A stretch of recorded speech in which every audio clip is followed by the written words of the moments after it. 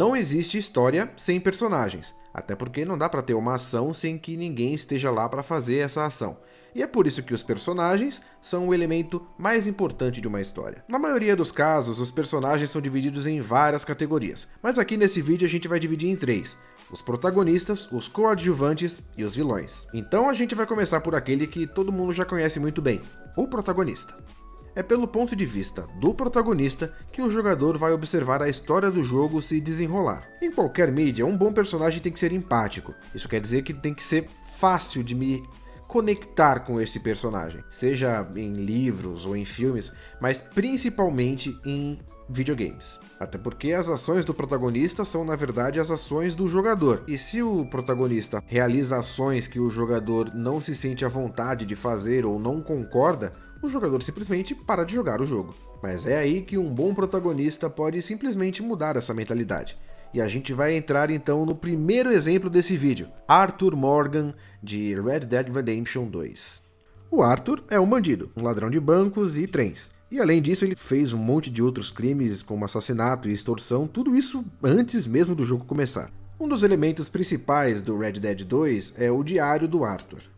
Nesse diário, a gente tem acesso aos pensamentos do Arthur em relação ao monte de acontecimentos durante a história. E é nesse diário que a gente percebe que Arthur não é só aquele brutamontes pau-mandado do Dutch.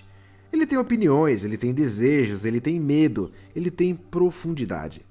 É claro que não é só isso que faz de Arthur um excelente personagem. Ele tem um dos melhores arcos de desenvolvimento de, acho que todos os jogos já feitos. No início do jogo ele nem tem um objetivo lá muito claro, mas é lá pro final do jogo, quando o Arthur percebe que ele tá com tuberculose e que ele tá prestes a morrer, que ele começa a ter um objetivo mais claro, que é dar um futuro melhor para os membros da gangue, principalmente pro John.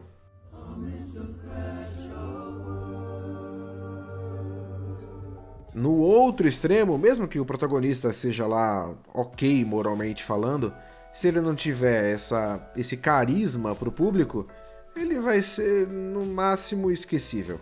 E um exemplo disso é Jason Brody, de Far Cry 3. Não me entendam mal, Far Cry 3 é um excelente jogo e muito divertido.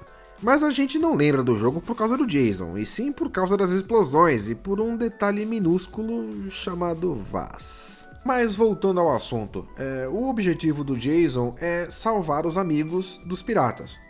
Um objetivo ok. Só que os amigos do Jason são amigos do Jason, e não do jogador. E por isso o jogador não se sente compelido a salvar os amigos do Jason. Me responde uma coisa, você zerou Far Cry 3 para salvar os amigos do Jason ou por causa das explosões e porque é muito divertido matar os piratas com um lança-míssil?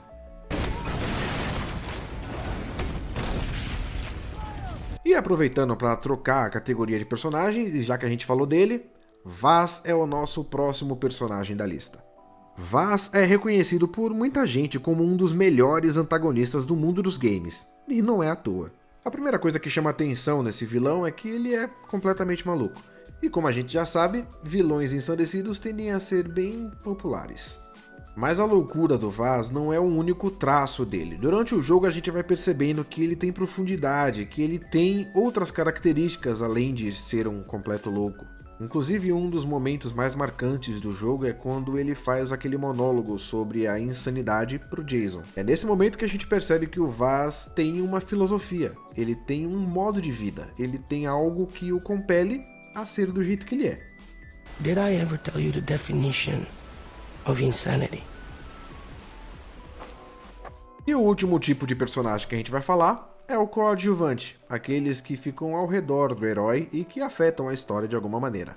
Diferente de um vilão e de um protagonista, o coadjuvante não precisa ser impatível, ele não precisa ter um super objetivo, ele só precisa ser interessante. E mesmo assim tem jogo que não acerta.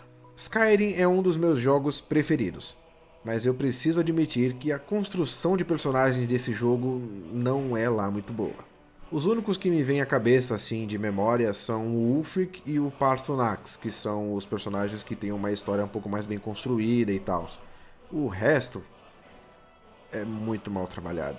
Um exemplo disso é a Delphine, aquela Breton que você encontra em Riverwood. Qual que é a história dela? A gente sabe que ela é uma ex-Blade, mas qual era o cargo dela, por que ela tá fazendo o que ela faz, nada disso é muito bem explicado durante o jogo. E o que falar da Lydia, que é talvez a acompanhante mais famosa do jogo e a gente não sabe nem o porquê que ela virou um Housecarl, a gente não sabe de nada do passado dela, como é que ela aprendeu a lutar, por que ela te segue tão ferozmente por toda a Skyrim e você só aceita que ela tá lá do seu lado e ela vai te proteger até a morte.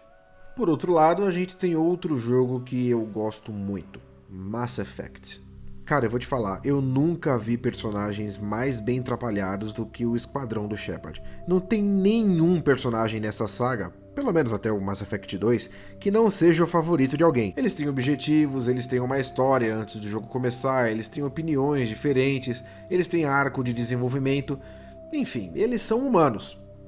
Bom, metaforicamente falando, porque nem todos ali são humanos e tal. O Garrus, por exemplo, ele começou no Mass Effect 1 como aquele fanboyzinho do Shepard, que ele queria a opinião do Shepard sobre tudo. No 2 ele vira um super mercenário em Omega e você nem reconhece ele de primeira. E no 3 ele vira simplesmente a maior patente militar dos Turian.